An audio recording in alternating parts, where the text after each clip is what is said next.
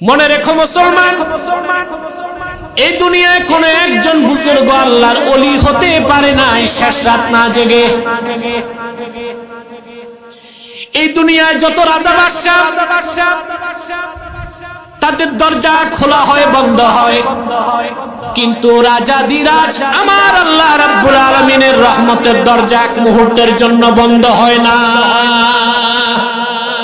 আমার কলিজার টুকরা যুবক বন্ধুরা, তোমাদেরকে বলছি, এতদিন নামাজ পড়ো নাই, রোজা রাখো নাই, সুদ খেয়েছো, ঘুষ খেয়েছো, জেনা ব্যভিচার করেছো, এখনো তো সময় আছে, মালাকুল মউত তো আসে নাই, তওবার দরজা খোলা আছে। তিরমিজির হাদিস, আল্লাহর হাবিব সাল্লাল্লাহু আলাইহি সাল্লাম ইরশাদ করেছেন, স্বয়ং আল্লাহ বলেন, ইয়া ইবনা আদম লাউ বালাগাত যুনুবুকা আনানাস সামা সুম্মা ইস্তাগফারতানি লাগাফারতু লাক।